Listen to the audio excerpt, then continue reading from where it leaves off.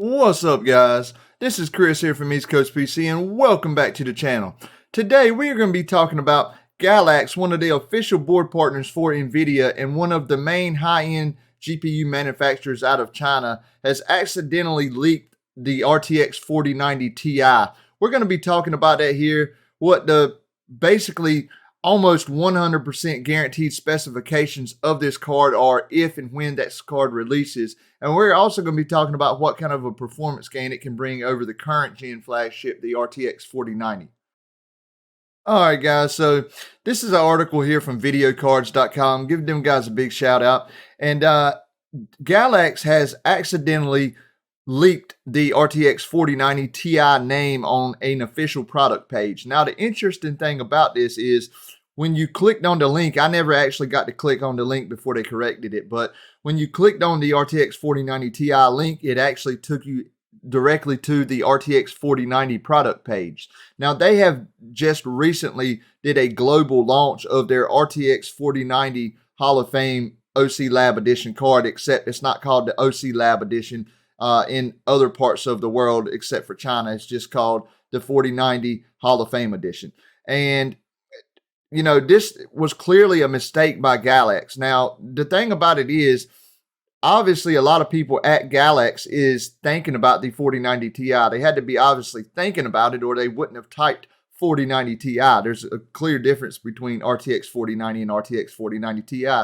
And what that tells me is that further makes me believe that a RTX 4090 Ti is coming. The only reason that I could think that NVIDIA would not release a RTX 4090 Ti is because they're just so far ahead of AMD in so many ways that just don't feel like they need to. But, you know, the 7900 XTX was not a complete letdown. It was definitely a huge disappointment in my book, especially since NVIDIA was and AMD were definitely neck and neck in rasterization performance last generation, and to this time go so far behind. Even just let's take the ray tracing out of it for a minute, guys.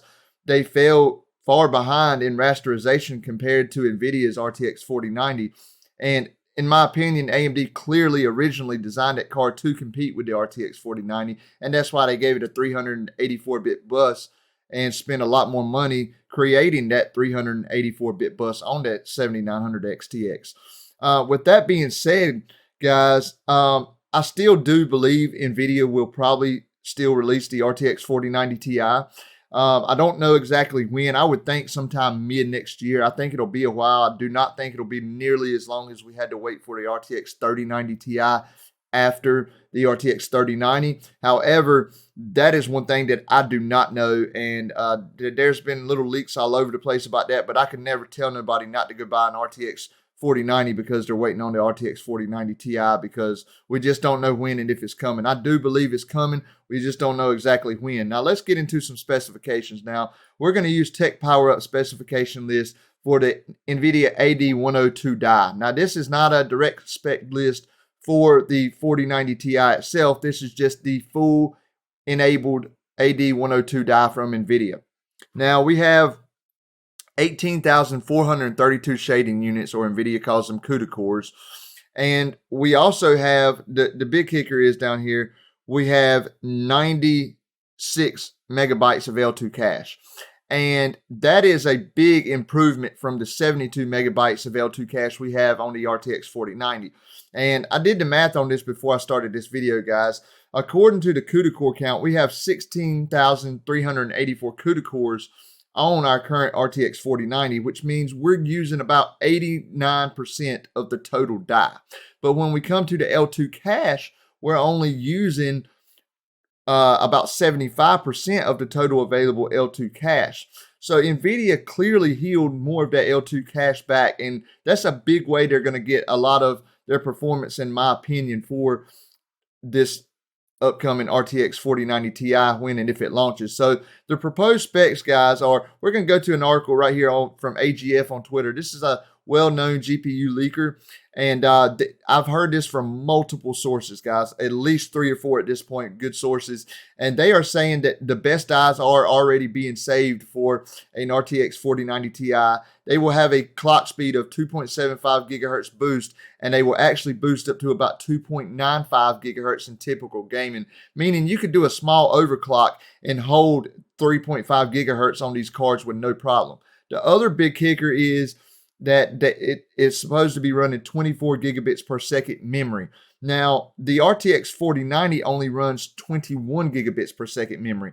Everybody, or most people in the inner circles, know that this 24 gigabits per second memory was available to NVIDIA if they wanted to use it, but they chose not to use it. They held back a big performance improvement they're going to have for this RTX 4090 Ti, even more of a reason why I think they will release this card. So we're going all the way up to 18,176 CUDA cores on these proposed specifications. So that's 142 out of the full 144 SEMs out of the full AD102 die that will be enabled, almost the whole entire die. They will give it the full 96 megabytes of L2 cache, and it will have 24 gigabytes of GDDR6X memory running at 24 gigabits per second compared to the 21 gigabits per second that we have on the RTX 4090. So that's a big bandwidth improvement right there. We're going up from 75% of the L2 cache all the way up to 100% of that used, and we're going all the way up to I believe it would be about 98 or 98.5% of the die or something like that. I didn't do the math on that, but they would be using all but 2 SEMs, so 142 out of 144 that's available on the whole die itself. And they also said the TDP would go up by 25 watts to a total of 475 watts. Now that don't seem like it's going up a lot, and that's because the 450 watts used on the RTX 4090 was already in excess of what it needed. They could have clearly got by with 375 watts, but I'm being told the reason they didn't do that, or at least 400 watts, if they just wanted to get the extra 1% performance out of it. But the reason they didn't do that is because they thought that Ada Lovelace built on the 4 nanometer process from TSMC. They did not think that it was going to be as efficient as it was, and they ended up with a way better situation than they even believed that they would have. But the issue was they had already gave board partner schematics, and they had already spent thousands and thousands and thousands of dollars building these high-end coolers to go on these cards. So I guess NVIDIA just kept the TDP higher, so the board partners wouldn't be ready to stomp them all into the ground, because that's really a sucky situation. It's a good situation for NVIDIA that the cards are that efficient, and that's an awesome thing. It's just I think they were preparing for a lot more inefficient design than they actually came out with.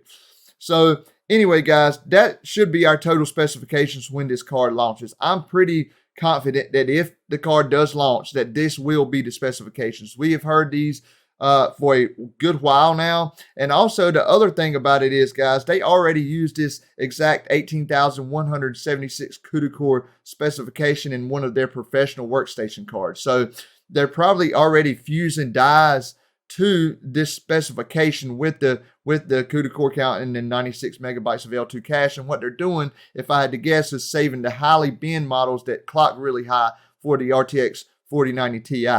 Now, last but definitely not least, before we go in this video, what do I think the performance improvement could be? Well, this says performance of a 10 to 20% improvement above the RTX 4090. Well, one thing that we do need to remember, guys, is it's always going to be workload dependent. Which kind of game are we playing? Is it pure rasterization, or is it ray tracing?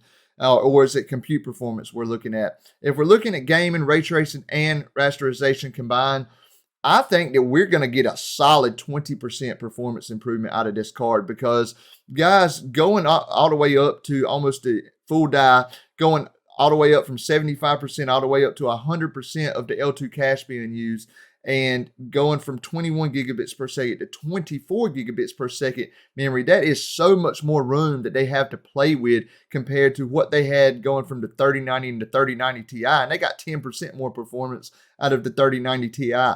So I would not be surprised if we got, in a lot of cases, if we got 20 or 22% performance improvements from this card. I'm definitely very excited about it. I hope it does come out sooner rather than later. I have not got my hands on the RTX 4090. Right now, I'm still trying, and I'm refusing to pay a scalper for RTX 4090 this generation. I bit the bullet and paid somebody way too much for a RTX 3090 last generation because I was just waiting and waiting and waiting to build my computer, and I had all the other components, but I refuse to do that this time. And by the way, if there's anybody out there that has a RTX 4090 that they have their hands on that they decided they don't want and want to sell it for around retail price, please hit me up. Guys, we can definitely work something out. I have all kinds of video cards here, 2080 Ti's, 3090s. We can definitely make a trade. I would definitely work something out with you. That was just a total shot in the dark there, but hey, maybe it turns into something. But anyway, guys, thank each and every one of y'all for watching this video. I really appreciate each and every one of y'all, all the support. If there's anyone who is not subscribed to the channel, please hit that subscribe button, drop a like, comment, do all that good YouTube stuff, and we will see you guys soon. Thanks again.